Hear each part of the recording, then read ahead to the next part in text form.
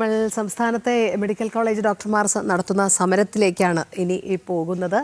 എന്തായാലും ഈ സമരത്തിനെ പ്രതിരോധിക്കാനുള്ള എല്ലാ മാർഗങ്ങളും സർക്കാർ സ്വീകരിച്ചു കഴിഞ്ഞു. ഡയസ്നോൺ ഉൾപ്പെടെയുള്ള കാര്യങ്ങൾ കഴിഞ്ഞ ദിവസം വഴങ്ങില്ല എന്നാണ് സമരക്കാർ പറയുന്നത്. KGMCTയെ ശക്തമായ ഒരു സമരമായിട്ട് തന്നെയാണ് മുന്നോട്ട് പോകുന്നത്. ദിസ്ന ചേരുന്നുണ്ട് വിവരങ്ങൾ നൽകുന്നതിനായി. ദിസ്ന പറയൂ.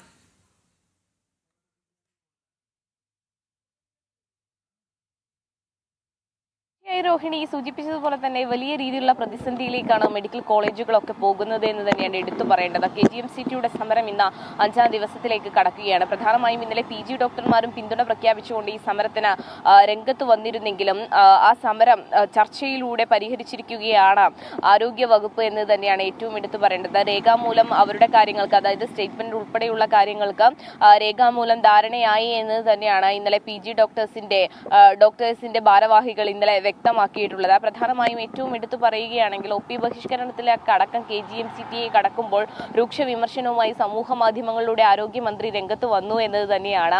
അതായത് എല്ലാ കാര്യവും അറിയാവുന്ന KGMCTയെ തന്നെയാണ് ഇത്തരത്തിലൊരു നടപടിയിലേക്ക് കടക്കുന്നത്. അത് ശരിയല്ല എന്നത് തന്നെയായിരുന്നു ആരോഗ്യമന്ത്രിയുടെ പോസ്റ്റ്. പക്ഷേ KGMCTയെ ഭാരവാഹികളും ആ പോസ്റ്റിനെതിരെ രംഗത്ത് വന്ന ഒരു സാഹചര്യമൊക്കെ തന്നെ ഉണ്ടായിരുന്നു രോഹിണി. കൃത്യമായി പറഞ്ഞാൽ ഈ ശമ്പള പരിഷ്കരണ കുടിശ്ശികയുമായി ബന്ധപ്പെട്ട നിരവധി തവണ KGMCTയെ സമരവുമായി രംഗത്ത് പോകുന്ന സാഹചര്യം, ഇടയ്ക്കിടയ്ക്കൊക്കെ ചർച്ചയ്ക്ക് വിളിക്കുന്നു എന്നല്ലാതെ കൃത്യമായ ഒരു പ്രശ്ന പരിഹാരത്തിന് ആരോഗ്യ വകുപ്പ് തയ്യാറാവുന്നില്ല എന്നത് തന്നെയാണ് നമുക്ക് മനസ്സിലാക്കാൻ സാധിക്കുന്നത്. എന്തായാലും ഈ സമരം ഇങ്ങനെ തുടരുമ്പോൾ സാധാരണക്കാരായ ആളുകൾക്കിടയിൽ അല്ലെങ്കിൽ ആളുകളെയാണ് ഇത് ബാധിക്കുന്നത് എന്ന് തന്നെയാണ് ഏറ്റവും എടുത്തു പറയേണ്ടത്.